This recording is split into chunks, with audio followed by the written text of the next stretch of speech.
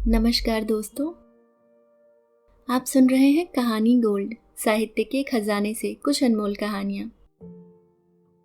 आइए सुनते हैं हम सब की चहेती लेखिका मालती जोशी जी की एक और कहानी। कहानी का शीर्षक है बिछोह। विजय दफ्तर के लिए तैयार हो रहा था कि सुधा ने आकर पूछा, सुनो, वह पड़ोस का दीपक है ना, उसका दोस्त अपनी अलमारी देखना चाहता है, दिखा दे। अलमारी? विजय चौंक पड़ा। अपनी अलमारी की तारीफ दीपक के दोस्तों तक कैसे पहुंच गई? एक दिन कबाड़ी को बुला लिया था मैंने, पर उसे अकेले घर में ले जाने की हिम्मत नहीं पड़ी, तो सहारे के लिए दीपक को बुला लिया। कबाड़ी मरा 35 रुपए से आगे बढ़ ही नहीं रहा था। फिर दीपक ही बोला, भाभी अभी रहने दीजिए, मेरा एक दोस्त है, पुरानी चीजों का बड़ा शौक रखता है, उसे एक बार दिखा देते हैं। पता है, वह पुरानी चीजों को खरीद कर ऐसी काया पलट कर देता है कि पहचानी नहीं जाती। अभी पिछले साल चोपड़ा लोगों से सोफा सेट खरीदा था।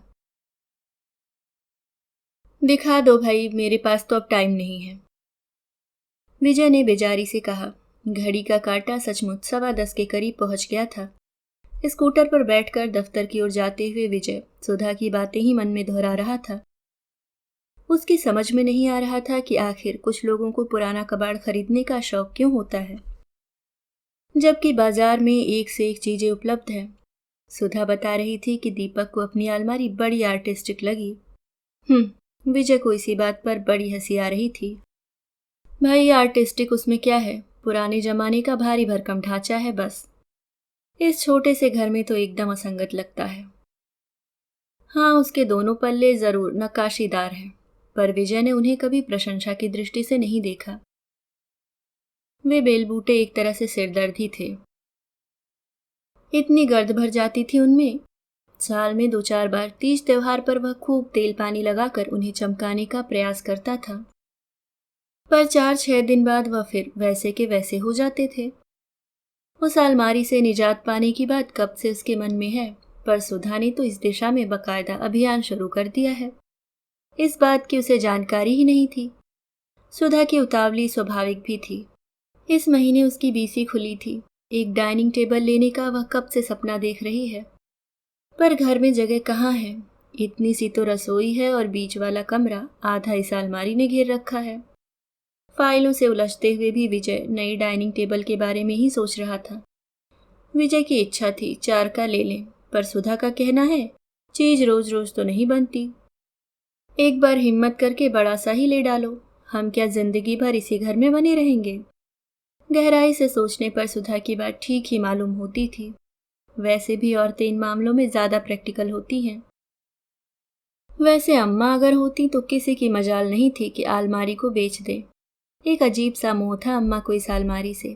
कहती, ये मेरे बाबूजी की पहली तनख्वाह की खरीद है, बड़ी बरकत वाली चीज है, इसी के साथ तो घर भरता चला गया।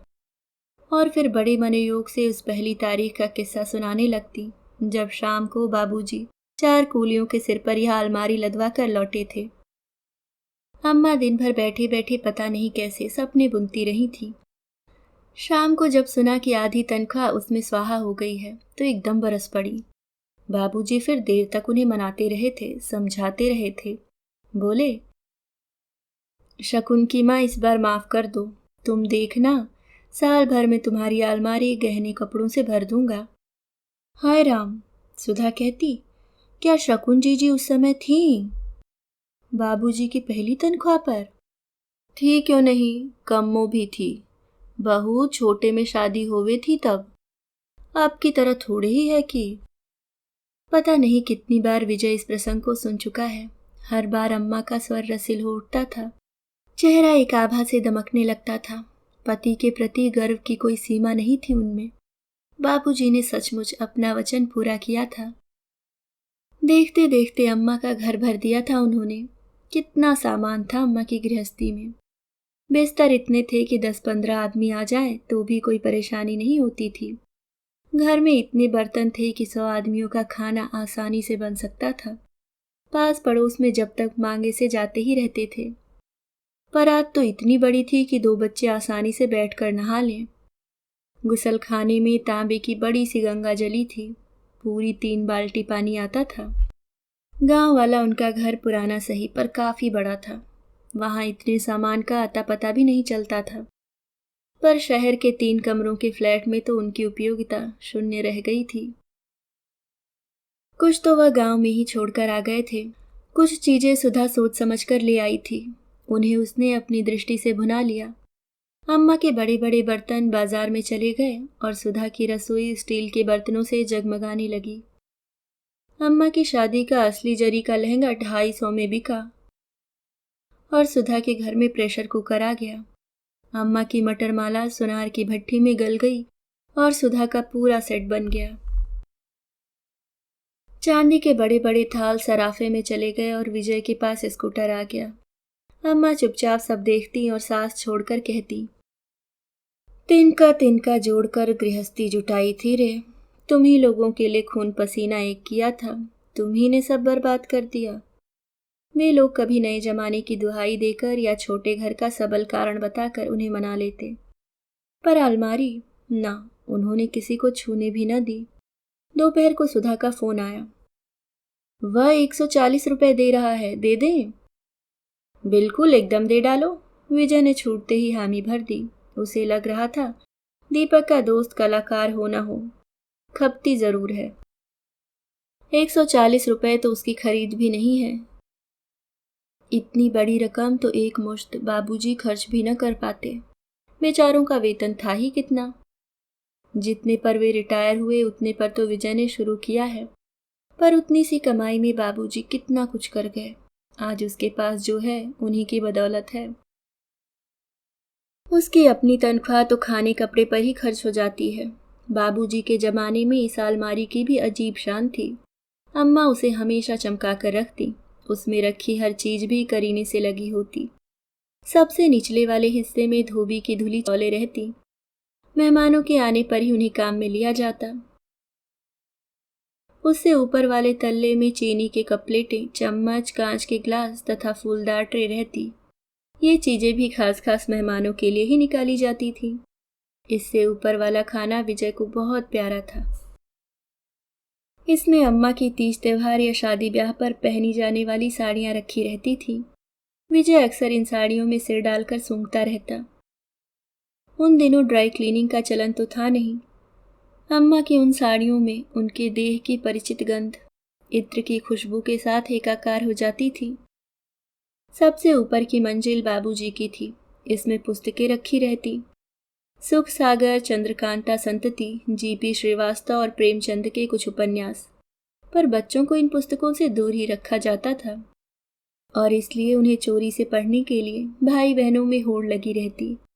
बाबूजी की मृत्यु के बाद जब वे लोग अम्मा को अपने साथ लेकर आ गए तो अलमारी भी साथ साथ चली आई। उस पर अम्मा के ठाकुर जी का अधिकार हो गया। नीचे पोथियां और पूजा की सामग्री रखी रहती। बीच वाले तल्ले पर ठाकुर जी विराजते। ऊपर के दोनों खाने खाली ही पड़े रहते। बहुत हुआ तो दवाई की शीशियां रख दी। शेष सब बेतरतीब कटे फटे कागज उसमें बिछे रहते। अम्मा के जाते ही वह अलमारी एकदम गैर जरूरी लग उठी थी, पर इतनी जल्दी उससे मुक्ति मिल जाएगी यह आशा नहीं थी। सुधा की सचमुच प्रशंसा करनी होगी। शाम को रोज की तरह वह दफ्तर से लौटा। स्कूटर सीढ़ियों के पास टिकाकर गुनगुनाता हुआ वह घर में दाखिल हुआ। ब्रीफ केस मेज पर पटक कर मुंह हाथ धोने के लिए भीतर पांव ही दिया था कि उसका कलेजा धक से रह गया। बीच वाला कमरा एकदम खाली खाली लग रहा था। उस दिन अम्मा को चिता को सौंप कर वह लौट रहा था तो मन में यही सोच रहा था कि अम्मा की खटिया के बिना अब बीच वाला कमरा कितना खाली खाली लगेगा। पर घर आकर देखा वह कमरा ही क्यों, पूरा घर औरतों से ठसाठस भरा हुआ था। 10-12 दिन तक फिर आने जाने वालों का सिलसिला खत्म ही नहीं हुआ था। उसकी दोनों बहनें, चाचा चाची आदि लोग तो 13 के बाद भी बने रहे थे। उन सबके बीच अम्मा की अनुपस्थिति का पता ही नहीं चला। जब तक सब लोग विदा हुए वे लोग नई परिस्थिति के अभ्यस्त हो चुके थे। फिर आज सुधा, वह जोर से चीखा। क्या हुआ? वह बदहवास सी दौड़ी आई।